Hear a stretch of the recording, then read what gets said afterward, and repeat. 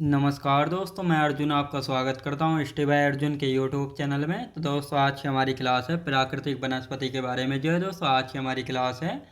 तो दोस्तों, वीडियो को अंत तक जरूर देखना ताकि सभी क्वेश्चन जो है आपको आसानी से याद हो जाएं। साथ ही दोस्तों, अगर आप हमारे चैनल पर पहली बार आएँ तो हमारे चैनल को भी सब्सक्राइब कर लीजिएगा। साथ ही बेल आइकन को प्रेस कर लीजिएगा ताकि हमारे आने वाली वीडियो का नोटिफिकेशन जो है आप तक पहुँचता रहे। तो चलिए दोस्तों, वीडियो को स्टार्ट करते हैं। तो आज की क्लास में हम जानने वाले हैं प्राकृतिक वनस्पति के बारे में। तो यहाँ पे हेडिंग डालेंगे प्राकृतिक वनस्पति।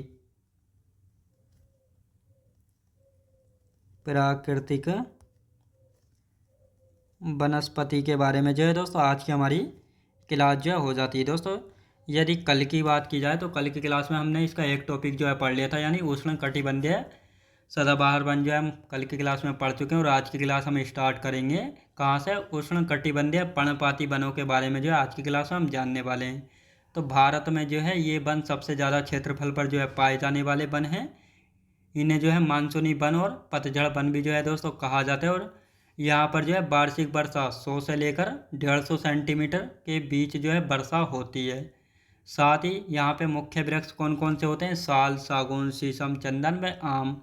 साथ ही किस स्टेट में पाए जाते हैं, ये अधिकतर झारखंड, छत्तीसगढ़ और पश्चिमी घाट के पूर्वी ढाल पर पाए जाते हैं। साथ ही भारत के उत्तर पूर्वी क्षेत्रों में, भाबर और तराई क्षेत्रों में भी जो है देखने को मिलते हैं। अब दोस्तों, इनको जो है हम थ्योरी वाइज लिखना स्टार्ट करते हैं, फिर अच्छे से इनको समझेंगे। तो यहाँ पे स्टार्ट करते हैं लिखना। हेडिंग डालेंगे दोस्तों उष्ण कटिबंधीय पर्णपाती वन। उष्ण कटिबंधीय पर्णपाती वन। पर्णपाती वन की दोस्तों यहाँ पे हम बात करने वाले हैं। तो यहाँ पे हम बात कर देंगे भारत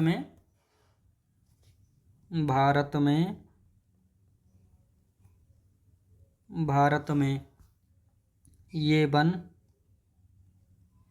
वन सबसे ज़्यादा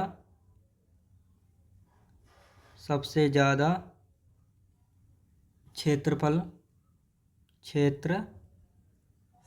पर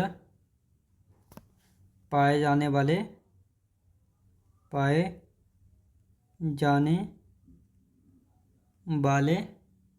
वन है। याद रखें दोस्तों, भारत में जो है सबसे ज़्यादा क्षेत्रफल पर जो है कौन से वन पाए जाते हैं, तो उष्णकटिबंधीय पर्णपाती वन जो है पाए जाते हैं। अब दोस्तों, यहाँ पे हम बात करेंगे, इन्हें मानसूनी वन और पतझड़ वन भी कहते हैं।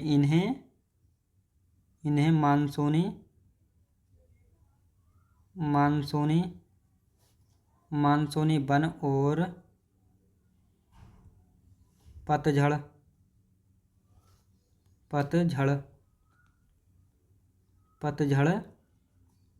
वन भी कहा जाता है। तो ये आपको अच्छे से याद रखना है। अब दोस्तों, यहाँ पे हम बात करते हैं, यहाँ पर वार्षिक वर्षा की यदि बात की जाए, वार्षिक वर्षा की यहाँ पर हम बात करेंगे तो यहाँ पर जो है 100 से 150 सेंटीमीटर के बीच वर्षा होती है। 100 से 150 सेंटीमीटर के बीच वर्षा जो है होती है। कहाँ पे, उष्ण पर्णपाती वन में। याद रखें दोस्तों, उष्ण कटिबंधीय पर्णपाती वनों में होती है। तो ये आपको अच्छे से याद रखना है। अब दोस्तों, यहाँ पे हम बात करेंगे मुख्य वृक्ष, यानी जो ये वन हैं, इन वनों में कौन कौन से मेजर वृक्ष पाए जाते हैं। जैसे साल पाया जाता है, साल के पेड़, सागौन,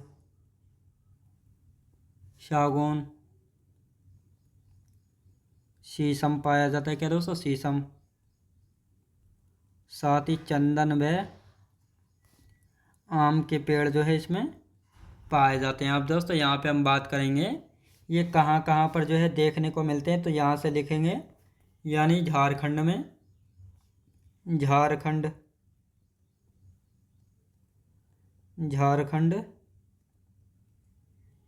छत्तीसगढ़ और साथ ही दोस्तों पश्चिमी घाट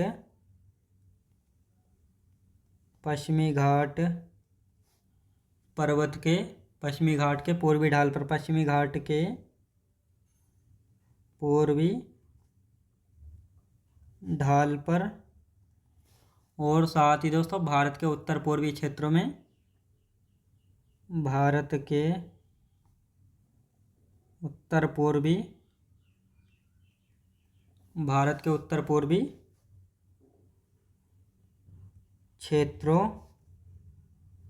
क्षेत्रों में, साथ ही दोस्तों भाबर और तराई क्षेत्र में, भाबर और तराई क्षेत्र में जो है देखने को मिलते हैं। तो ये आपको अच्छे से याद रखना है। अब दोस्तों ये हमारा उष्णकटिबंधीय पर्णपाती वन जो है कंप्लीट हो चुका है। अब दोस्तों यहाँ पे हम बात करते हैं उष्णकटिबंधीय शुष्क वन। यहाँ पर वार्षिक वर्षा 100 से यानी 70 से 100 सेंटीमीटर के बीच होती है। और साथ ही यहाँ पे मुख्य पेड़ हैं नीम, पलाश, महुआ व अमलतास। कहाँ कहाँ पर? आंध्र प्रदेश, कर्नाटका, महाराष्ट्र और तमिलनाडु में देखने को मिलते हैं ये सारे वन। तो अब यहाँ पे हम एक एक करके इनको लिख लेते हैं, फिर मरुस्थलीय वनों के बारे में देखेंगे। तो लिखते हैं दोस्तों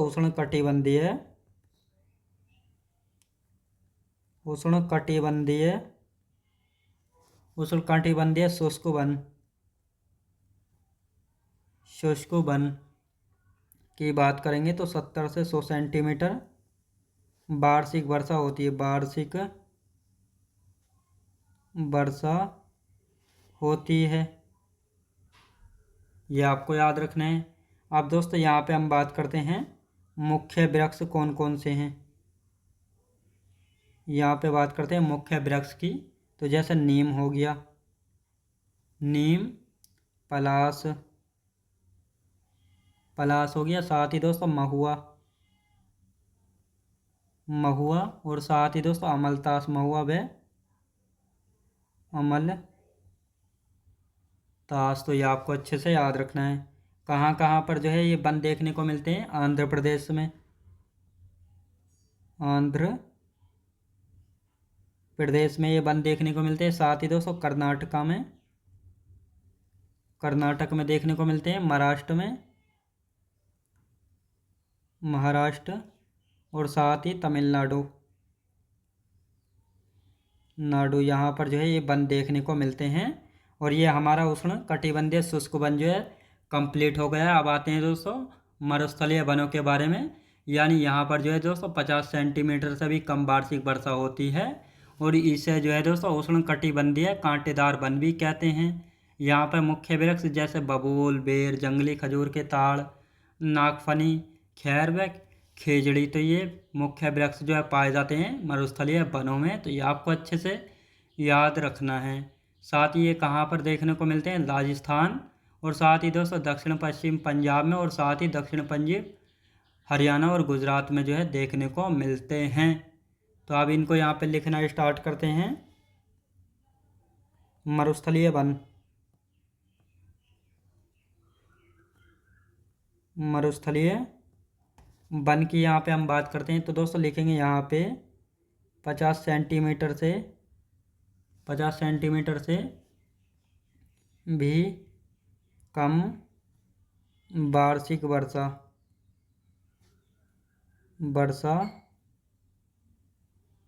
होती है, याद रखेंगे दोस्तों। अब दोस्तों यहाँ पे हम बात करने वाले हैं, इसे उष्णकटिबंधीय कांटेदार वन भी कहते हैं। इन्हें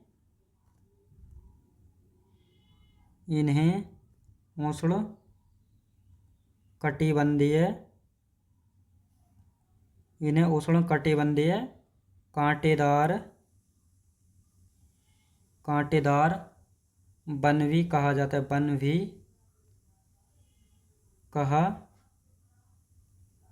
जाता है, तो ये आपको अच्छे से याद रखना है। आप दोस्तों यहाँ पे हम बात करते हैं मुख्य वृक्ष की यदि बात की जाए तो यहाँ पे कौन कौन से पेड़ पाए जाते हैं? जैसे दोस्तों बबूल हो गया, साथ ही दोस्तों बेर, जंगली खजूर के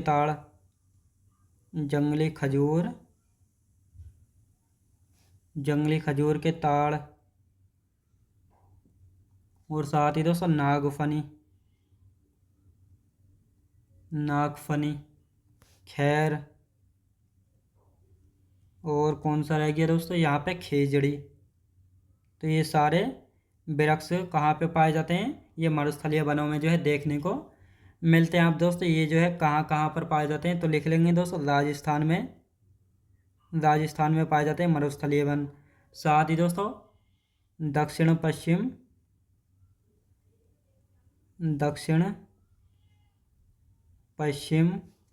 पश्चिम पंजाब, हरियाणा और गुजरात, तो ये आपको अच्छे से याद रखने, यहाँ पर जो है ये देखने को मिलते हैं। आप दोस्तों यहाँ पे हम बात करते हैं डेल्टाई वनों के बारे में और लिख लेते हैं, फिर इसको अच्छे से समझेंगे, फिर आगे की हम यहाँ पे चर्चा करते हैं। तो यहाँ पे लिखना स्टार्ट करेंगे दोस्तों डेल्टाई वन के बारे में। इन्हें मैनग्रोव, दलदली व ज्वारीय वन भी जो है कहा जाता है। ये नदियों के डेल्टा और दलदली क्षेत्रों में उगते हैं, जैसे गंगा, गोदावरी, कृष्णा व ब्रह्मपुत्र नदियाँ डेल्टा बनाती हैं, तो यहाँ पे डेल्टाई वन जो है पाए जाते हैं। सुंदरबन डेल्टाई वनों के अच्छे उदाहरण हैं, तो इन सभी के बारे में लिखते हैं यहाँ पे। डेल्टाई वन की यदि बात की जाए, इन्हें मैंग्रोव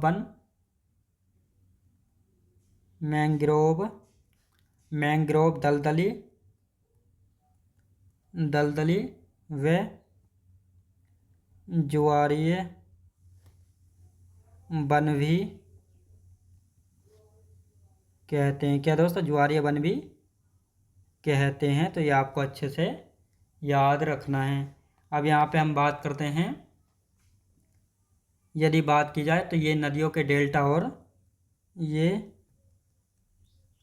नदियों के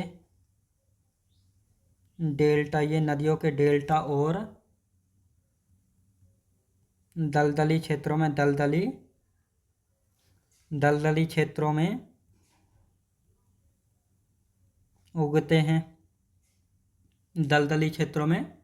उगते हैं, जैसे गंगा, गोदावरी, कृष्णा व ब्रह्मपुत्र नदी। तो ये सारी नदियाँ जो है डेल्टा का निर्माण जो है करती हैं। अब यहाँ पे हम बात करेंगे दोस्तों सुंदरबन डेल्टाई वनों के बहुत अच्छे उदाहरण हैं। सुंदरबन डेल्टाई वनों के बहुत अच्छे उदाहरण हैं,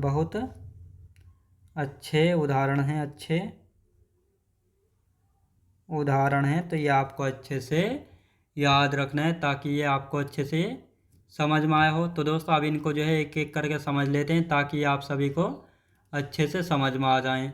तो अब इनको यहाँ पे समझ लेते हैं एक एक करके सारे पॉइंटों को। तो दोस्तों अब यहाँ पे हम बात करेंगे उष्णकटिबंधीय पर्णपाती वनों के बारे में। यदि भारत में जो है ये वन सबसे ज़्यादा क्षेत्रफल पर पाए जाते हैं, कौन से वन हैं? तो उष्णकटिबंधीय पर्णपाती वन। इन्हें मानसूनी वन और पतझड़ वन भी जो है कहा जाता है, तो ये आपको अच्छे से याद रखना है। यहाँ पर वार्षिक वर्षा 100 से लेकर 150 सेंटीमीटर के बीच वर्षा जो है यहाँ पे होती है। यहाँ पर जो है मुख्य वृक्ष यानी जो उष्णकटिबंधीय पर्णपाती वन हैं, इनमें मुख्य वृक्ष यानी मेजर ट्रीज कौन से हैं? जैसे साल, सागौन, शीशम, चंदन व आम के पेड़। ये कहाँ पर देखने को मिलते हैं? ये वन झारखंड, छत्तीसगढ़, पश्चिमी घाट के पूर्वी ढाल पर, भारत के उत्तर पूर्वी क्षेत्रों में, भावर और तराई क्षेत्रों में भी देखने को मिलते हैं उष्णकटिबंधीय पर्णपाती वन। अब आते हैं दोस्तों उष्णकटिबंधीय शुष्क वन के बारे में बात करेंगे।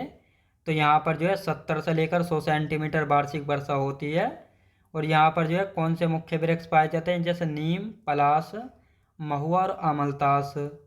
कहाँ पर देखने को मिलते हैं ये वन? आंध्र प्रदेश, कर्नाटक, महाराष्ट्र और तमिलनाडु में देखने को मिलेंगे, ये वन याद रखेंगे। अब मरुस्थलीय वनों की यदि बात की जाए तो मरुस्थलीय वन कौन कौन से हैं? मरुस्थलीय वन यहाँ पर जो है 50 सेंटीमीटर से भी कम वार्षिक वर्षा होती है। इन्हें जो है दोस्तों उष्णकटिबंधीय कांटेदार वन भी जो है कहा जाता है।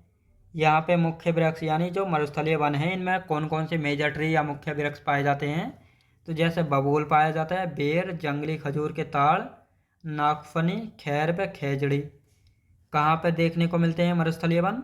राजस्थान, दक्षिण पश्चिम पंजाब, दक्षिण पश्चिम हरियाणा, दक्षिण पश्चिम गुजरात। तो यहाँ पर जो है ये मरुस्थलीय वन देखने को जो है मिलते हैं।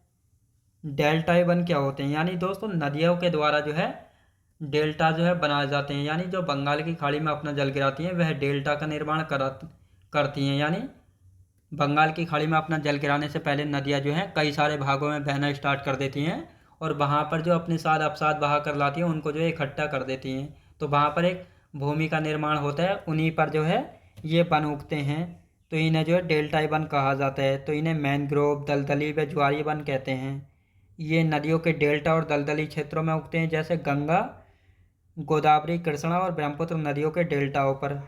साथ ही सुंदरबन डेल्टाई वनों के बहुत अच्छे उदाहरण हैं। यानी जो सुंदरबन का डेल्टा है गंगा और ब्रह्मपुत्र नदी के द्वारा बनाया गया विश्व का सबसे बड़ा डेल्टा है। यहाँ पर जो है सुंदरी नाम के वृक्षों की अधिकता पाई जाती है, इसीलिए इसको सुंदरबन का डेल्टा कहा जाता है। और ये सुंदरबन का डेल्टा जो है डेल्टाई वनों का बहुत अच्छा उदाहरण है। तो ये आपको अच्छे से याद रखना है। अब यहाँ पे हम बात करेंगे पर्वतीय वनों के बारे में, यानी माउंटेन फॉरेस्ट के बारे में।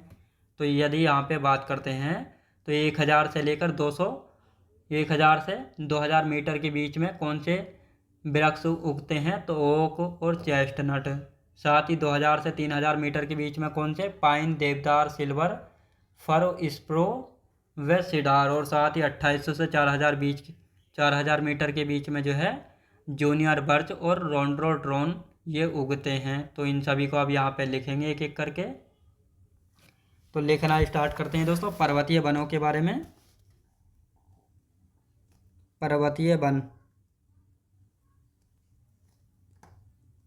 वनों के बारे में जो है यहाँ पे हम लिख लेते हैं ताकि आप सभी को अच्छे से याद हो जाए। लिखेंगे दोस्तों 1000 से लेकर 2000 मीटर के बीच में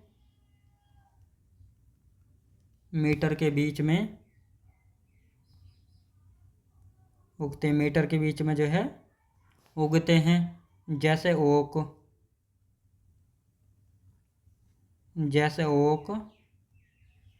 व चेस्टनट ये जो है उगते हैं। तो ये आपको अच्छे से याद रखना है। अब दोस्तों यहाँ पे हम बात करेंगे यानी 2000 से लेकर 3000 मीटर के बीच में कौन से वृक्ष उगते हैं? 3000 मीटर के बीच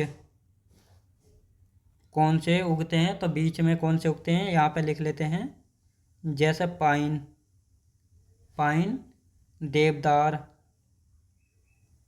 देवदार और साथ ही दोस्तों सिल्वर फर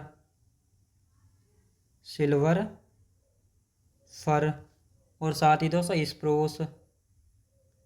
स्प्रूस व सिडार। तो ये सारे जो है उगते हैं। अब दोस्तों यहाँ पे हम बात करेंगे 2800 से लेकर 4000 मीटर के बीच में जो है कौन से वृक्ष उगते हैं? के बीच में कौन से उगते हैं? तो यहाँ पे हम बात करेंगे जूनियर बर्च और रोडोड्रोन। जूनियर बर्न नहीं, बर्च होगा यहाँ पे, बर्च और रोडोड्रोन। तो ये आपको अच्छे से याद रखना है। अब दोस्तों यहाँ पे हम बात करेंगे कुछ PYQ लिख लेते हैं जो प्रीवियस ईयर क्वेश्चन पूछे गए हैं। तो इनको जो है यहाँ पे हम कुछ लिख लेते हैं थोड़े, ताकि आपको पता भी लग जाए कि किस प्रकार जो है क्वेश्चन यहाँ पर पूछे गए हैं। तो यहाँ पे एक एक करके लिखना स्टार्ट करेंगे। जैसे तेंदू के पेड़ की पत्तियों का इस्तेमाल बीड़ी बनाने के लिए किया जाता है और भारत में तेंदू के पत्तों के लिए बुंदेलखंड प्रसिद्ध है। साथ ही तेंदू जो है हरा सोना कहा जाता है। किसको? तेंदू के पेड़ों को हरा सोना कहा जाता है बुंदेलखंड में। साथ ही बुंदेलखंड भारत के मध्य भाग में स्थित है। तो ये आपको अच्छे से याद रखना है। अब दोस्तों इसके बाद पुनर्वन रोपण का अर्थ की यदि बात की जाए तो नष्ट हुए वनों में नए पेड़ लगाना। तो इसको जो है पुनर्वन रोपण जो है कहा जाता है। साथ ही वनीकरण, यह एक ऐसे क्षेत्र में पेड़ और पेड़ों के पौधे लगाने की प्रक्रिया जहाँ पहले वन नहीं था। तो इन सभी को यहाँ पे हम लिख लेते हैं और उसके बाद जो है इन सारे पॉइंटों को यहाँ पे लिखना स्टार्ट करते हैं। तो लिखेंगे दोस्तों सबसे पहले हम बात करेंगे तेंदू के पेड़ों के बारे में। तो 1-2 पॉइंट हैं, इनको हम लिख लेते हैं। कुछ फैक्ट हैं जहाँ से जो है बार बार क्वेश्चन बने हैं और ये प्रीवियस ईयर में जो है पूछे गए हैं, तो इनको यहाँ पे लिखना स्टार्ट करेंगे। जैसे दोस्तों तेंदू के पेड़, तेंदू, तेंदू के पेड़, तेंदू के पेड़ की पत्तियों का इस्तेमाल, पत्तियों का इस्तेमाल, इस्तेमाल वेणी बनाने में किया जाता है, बीड़ी बनाने में किया जाता है। तो ये आपको अच्छे से याद रखना है। और साथ ही दोस्तों तेंदू की यदि बात की जाए तो भारत में तेंदू के पत्तों के लिए बुंदेलखंड प्रसिद्ध है। भारत में, भारत में तेंदू के पत्तों के लिए, पत्तों के लिए बुंदेलखंड प्रसिद्ध है। बुंदेल क्या प्रसिद्ध है दोस्तों? बुंदेलखंड जो है, बुंदेलखंड प्रसिद्ध है। तो ये आपको अच्छे से याद रखना है। आप दोस्तों यहाँ पे हम बात करेंगे, यानी तेंदू को जो है हरा सोना कहा जाता है। तेंदू को हरा सोना कहा जाता है। और साथ ही दोस्तों यहाँ पे हम बात करेंगे बुंदेलखंड भारत के मध्य भाग में स्थित है। बुंदेलखंड भारत के मध्य भाग में स्थित है, मध्य भाग में जो है स्थित है। तो ये आपको अच्छे से याद रखना है। आप दोस्तों यहाँ पे हम बात करेंगे, एक दो पॉइंट और हैं, इनको लिखते हैं। यहाँ पे लिखेंगे दोस्तों पुनर्वन रोपण, याद रखें दोस्तों। पुनर्वन रोपण की यदि बात की जाए तो ये क्या है? यानी नष्ट हुए वनों में नए पेड़ लगाना। नष्ट हुए वनों में नए पेड़ लगाना, नए पेड़ लगाना, नए पेड़ जो है लगाना। आप दोस्तों यहाँ पे हम बात करेंगे वनीकरण के बारे में। वनीकरण के बारे में यहाँ पे बात करते हैं। यह एक ऐसे क्षेत्र में पेड़ और पेड़ के पौधे लगाने की प्रक्रिया है जहाँ पहले वन नहीं था। यह एक ऐसे क्षेत्र, यह एक ऐसे क्षेत्र में पेड़ और पेड़ के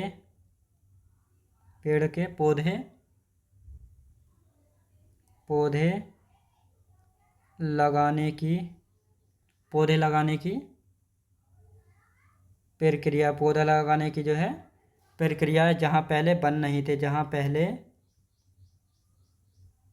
पहले वन नहीं था, वन नहीं था। तो ये आपको अच्छे से याद रखना है।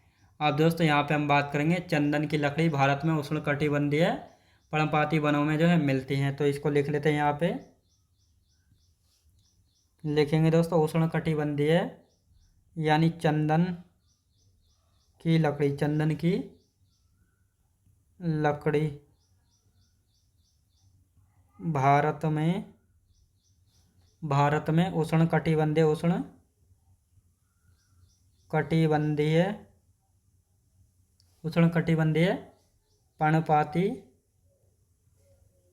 पर्णपाती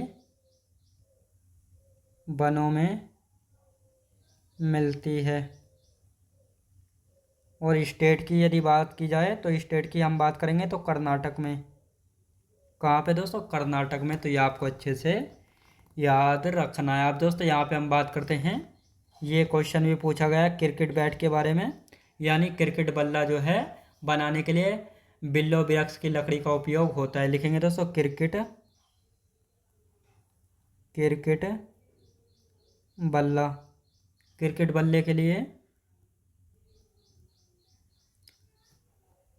क्रिकेट का बल्ला, क्रिकेट का बल्ला बनाने के लिए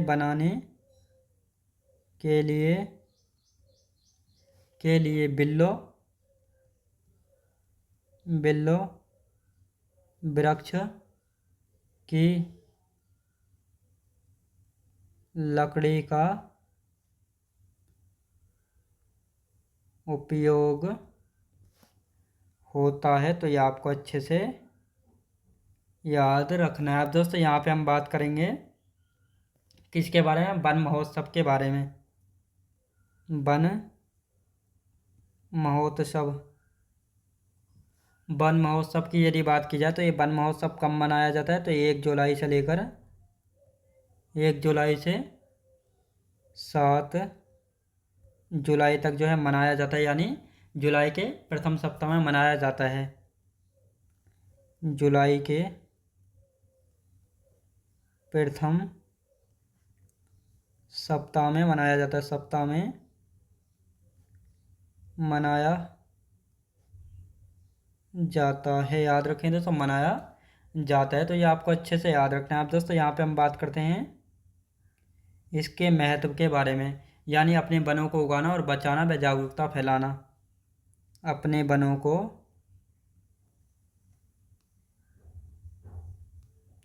अपने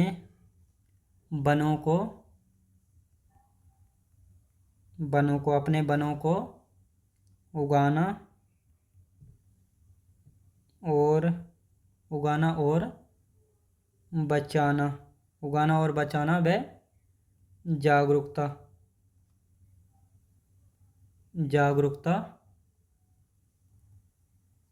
फैलाना। याद रखेंगे। अब दोस्तों यहाँ पे हम बात करते हैं वन्य जीव सप्ताह के बारे में। वन्य जीव सप्ताह जो है ये 2 से लेकर 8 अक्टूबर को पूरे भारत में हर साल जो है मनाया जाता है। और ये पहली बार कब मनाया गया था, पहली बार जो है दोस्तों ये 1957 में पहला वन्य जीव सप्ताह मनाया गया था। तो इस पॉइंट को और लिख लेते हैं, यहाँ पे लिखेंगे दोस्तों यहाँ पे, यानी वन्य जीव सप्ताह, वन्य जीव सप्ताह, वन्य जीव सप्ताह जो है 2 से लेकर 8 अक्टूबर को पूरे भारत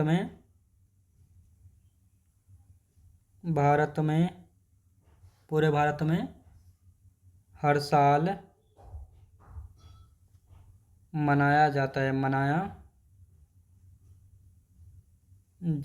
है। और साथ ही दोस्तों पहली बार कब मनाया गया था, ये पहली बार कब मनाया गया था, 1957 में पहला वन्य जीव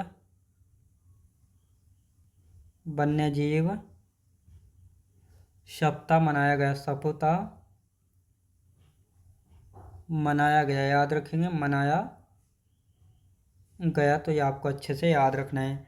अब दोस्तों पहले इसका रिवीजन कर लेते हैं और फिर इसके बाद जो अच्छे से आगे की तरफ बढ़ते हैं। तो दोस्तों यहाँ पे हम बात करेंगे पर्वतीय वनों के बारे में। पर्वतीय वनों की यदि बात की जाए तो पर्वतीय वनों के बारे में, यानी 1000 से 2000 मीटर के बीच में जो है उगते हैं ओक और चेस्टनट। 2000 से 3000 मीटर के बीच में पाइन, देवदार, सिल्वर फर, स्प्रूस और सीडार के वृक्ष जो है उगते हैं। 2800 से 4000 मीटर के बीच में जूनियर बर्च और रोडोडेंड्रॉन जो है उगते हैं। तो ये आपको अच्छे से याद रखना है। अब कुछ फैक्ट हैं जहाँ से जो है क्वेश्चन बनते हैं, यानी तेंदू के पेड़ की पत्तियों का इस्तेमाल जो है बीड़ी बनाने में किया जाता है। भारत में तेंदू के वृक्षों के लिए बुंदेलखंड प्रसिद्ध है। तेंदू को जो है हरा सोना कहा जाता है बुंदेलखंड में। बुंदेलखंड भारत के मध्य भाग में स्थित है। तो ये आपको अच्छे से याद रखना है।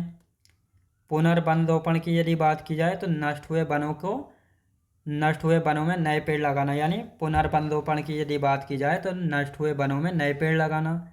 वनीकरण की यदि बात की जाए, यह एक ऐसे क्षेत्र में पेड़ के पौधे लगाने की प्रक्रिया है जहां पहले वन नहीं था। चंदन की लकड़ी की हम बात करेंगे तो भारत में जो है उष्ण कटिबंधीय पर्णपाती वनों में मिलती है। और स्टेट की यदि बात की जाए तो कर्नाटक राज्य में, कहाँ पे, कर्नाटक में। क्रिकेट बल्ले की यदि बात की जाए तो क्रिकेट का बल्ला जो है बनाने के लिए बिल्लो वृक्ष की लकड़ी का इस्तेमाल किया जाता है? ये क्वेश्चन पूछा हुआ है। वन महोत्सव कब मनाया जाता है? 1 जुलाई से 7 जुलाई तक जो है मनाया जाता है वन महोत्सव, और जुलाई के प्रथम सप्ताह में मनाया जाता है। इसका महत्व क्या है? अपने वनों को उगाना और बचाना व जागरूकता फैलाना। वन्यजीव सप्ताह की यदि बात की जाए तो ये 2 से लेकर 8 अक्टूबर को पूरे भारत में हर साल मनाया जाता है। पहली बार ये 1957 में पहला वन्यजीव सप्ताह जो है मनाया गया, तो ये आपको अच्छे से याद रखना है। तो दोस्तों आज की हमारी क्लास यहीं तक रहेगी, और इससे आगे का जो बचे हुए हैं कुछ पॉइंट, इनको हम कल की क्लास में कंटिन्यू करेंगे। तो दोस्तों मैं उम्मीद करता हूँ आपको वीडियो क्वालिटी, कंटेंट वगैरह सभी कुछ आपको पसंद आया होगा। पसंद आया तो लाइक शेयर और सब्सक्राइब करना बिल्कुल भी ना भूलें। साथ ही दोस्तों अगर आप हमारे चैनल पर पहली बार आएँ तो हमारे चैनल को भी सब्सक्राइब कर लीजिएगा, साथ ही बेल आइकन को प्रेस कर लीजिएगा, ताकि हमारे आने वाले वीडियो का नोटिफिकेशन जो है आप तक पहुंचता रहे। चलिए दोस्तों मिलते हैं नेक्स्ट वीडियोज़ में।